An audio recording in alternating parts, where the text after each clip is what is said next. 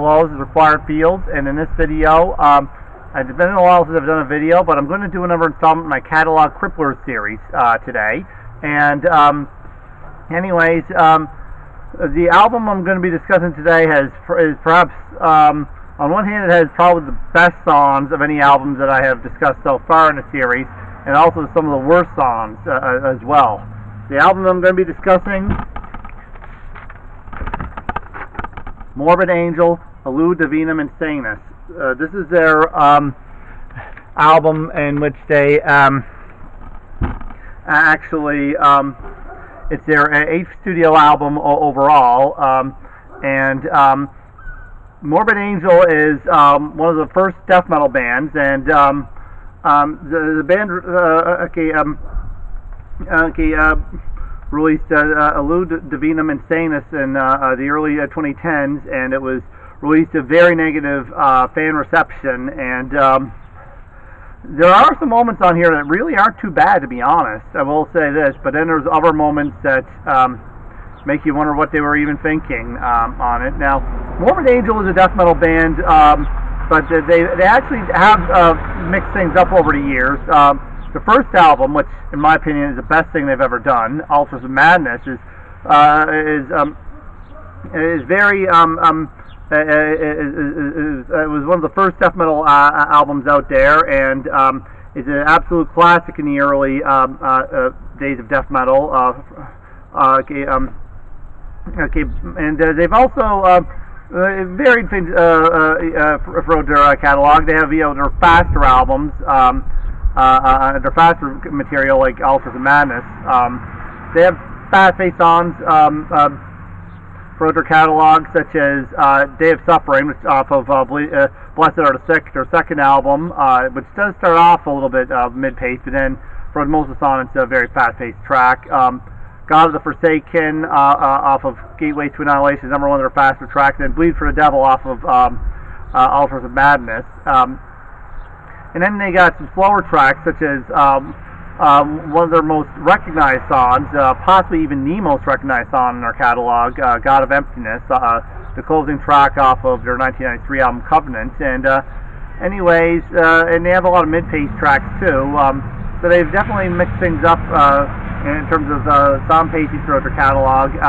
This album was seen as having some very different elements that did not work. A lot of it sounds almost like a group like Rammstein, or trying to play mixed death metal in their sound, or maybe Rob Zombie if he tried to incorporate that into his incorporate death metal into his albums, hypothetically speaking.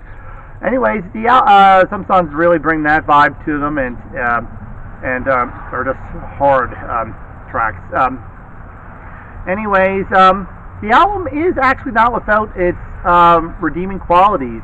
The best track here is the song Nevermore, probably because it is the one that sounds the most like a normal Morbid Angel song. Apart from one weird part towards the middle of the song, it's actually quite good. And also the song was actually released as a single from the album. Existo Vulgor is another one of the tracks that is actually closer to their normal sound. Interesting now that a lot of times the band changes, they'll release something that's more along the lines of a lot of their new sound. And with Morbid Angel, they actually chose to release one of the songs that's closest to their to something that sounds like something they could have done in their other albums. And also, apart from the chorus, which is somewhat awkward sounding, 10 More Dead is a verse riff to that is pretty cool. It almost has a very much more of like a groove metal post-thrash type of riff to it, with mix of death metal kind of thing.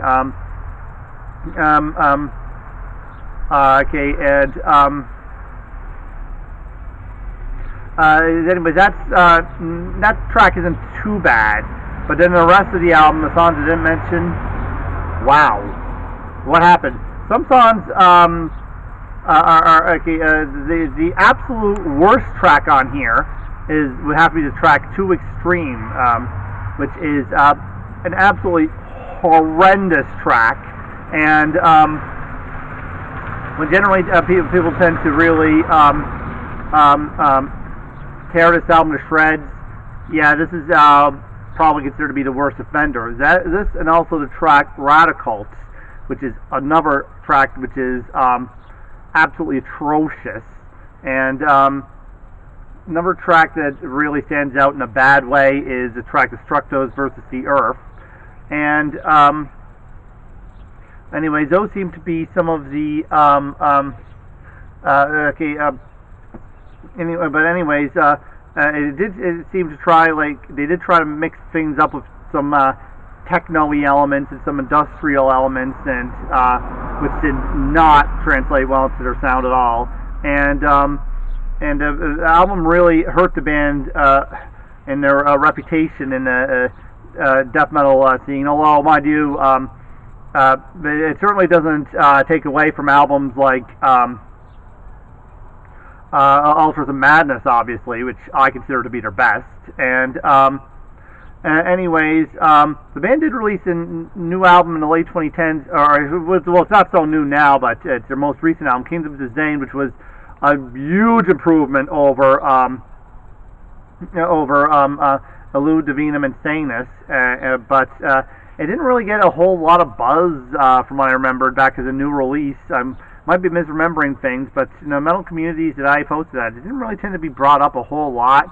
I think a lot of people were yeah, I'm out in terms of checking out new albums by older groups. I mean, sure, that's common. A lot of people might, no matter how much they love a band's classic albums, don't really tend to really go beyond a certain point for a lot of cases. I mean, this is not just common in metal. I mean, I'm sure you can find people who are like this in genres like, say, country and rap, and you know, they'll check out their catalog up at a certain point, but then after that, don't really tend to look too much further. I mean, even a lot of people say that it's like that with classic rock a lot too.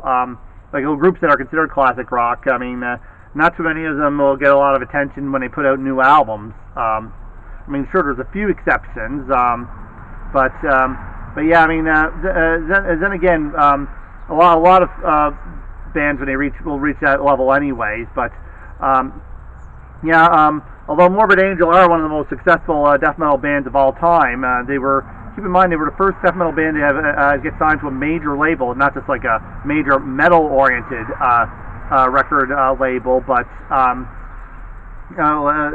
but like, you know, one that was actually a major label that was not at all a metal-oriented label. They were the first band to release an album, first death metal band to release an album on a major label, and they are definitely have always been one of the most recognized names because they are one of the first. And even if they did make an album as bad as Illud Divinum Insanus, well, apart from maybe a couple of tracks that really aren't that bad. In fact, I'd say that those three tracks that I mentioned, 10 More Dead, Viso Vulgor, and particularly the song Nevermore, are probably the three best tracks from any album I've discussed in my catalog Cripplers series thus far. But still, it is an album that is worth discussing because it really did hurt their reputation in one way or another. But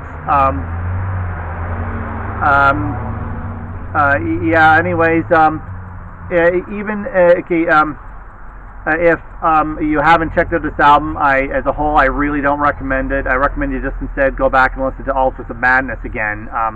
Even if you probably heard it, even though probably a good chunk of my viewers have probably heard the album 1,000 times before, it doesn't hurt to go back and give it another listen or to again. Although listening to Illud Divinum Insanus does hurt. Well, okay. Barring 2, maybe 3 tracks, then the rest of it has got to be, concerning the other albums that I've discussed here, the low points are worse than the low points of some of the other ones, such as, say, Cold Lake, for example, which is a bad album, but whereas I'd say that the high points of this album, Illud Divinum Insanus, are much better than the high points of that, the low points on it are far worse than Cold Lake, for example. And anyways, so yes, that's one of the albums. That's one album that definitely was seen as detrimental to a band's career and legacy. Morbid Angel, Illud Divinum Insanus. Anyways, thank you very much for watching this video. This is Required Field signing off, and goodbye.